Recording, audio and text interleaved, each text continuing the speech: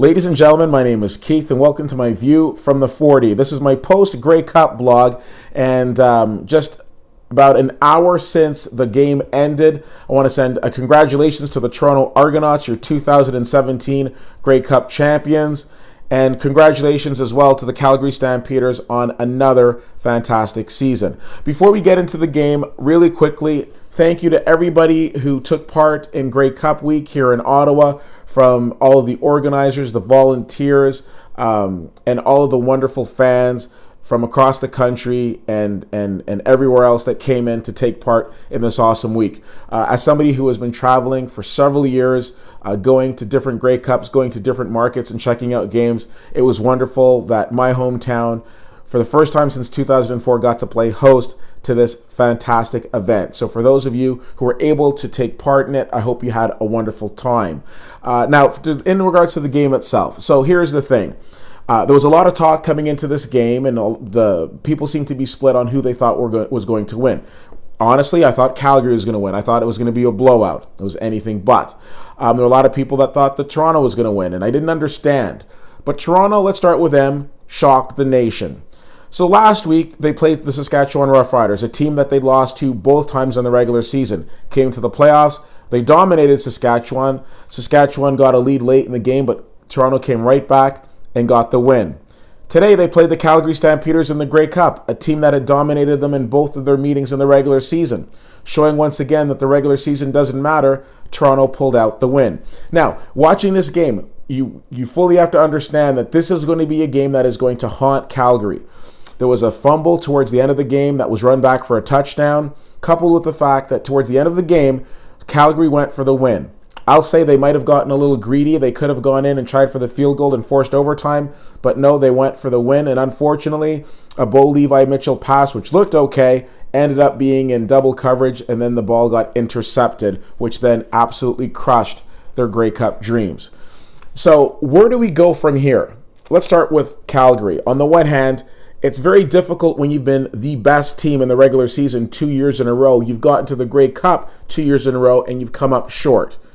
But if there's anything, perhaps take solace in the fact, Calgary Stampeder Nation, and the fact that the Saskatchewan Roughriders had a similar plight in 2009 and 2010, and then shortly thereafter, they ended up winning the Grey Cup. So it's very difficult. What do you do? This isn't a situation where you can come in and say, oh, we're going to fire this guy or fire that guy.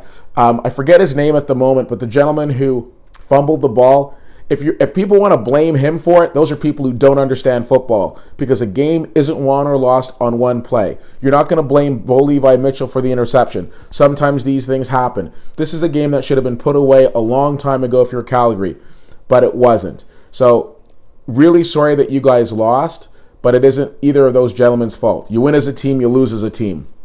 On the flip side, congratulations to Toronto. Sitting here, looking back, I did not think Toronto was going to win. I wasn't telling anybody that I thought Toronto was going to win, but you have. What happens now? My hope is that this increases the season ticket holder membership in Toronto. Averaging 13 to 15,000 fans per game is embarrassing. And I understand that Toronto sports fans are strapped. I mean, you've got the Maple Leafs, the Raptors, the Toronto FC, the Blue Jays. I get it.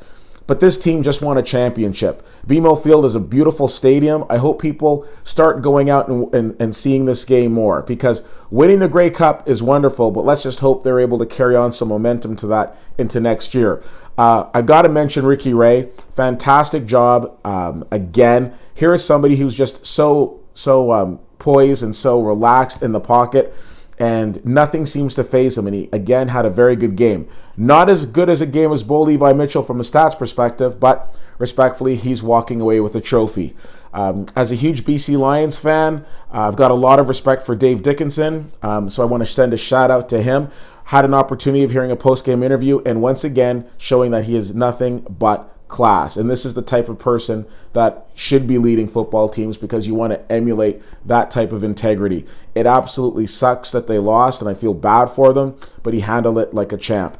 I also want to send a shout out to the head of their cheerleading team, Kyla, and the reason being is that we look at the football game, and I know that Calgary fans are going to be upset and Toronto fans are going to be excited.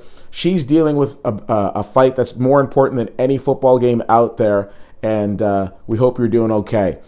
Ladies and gentlemen, the Grey Cup is in the books. Another fantastic game. 2 years in a row, the best game of the season in the CFL just happens to be our championship game. It's like the marketing department couldn't be any happier. As a fan, I was very happy with the game. Again, I wasn't expecting it to be as competitive as it was. I was surprised, pleasantly surprised.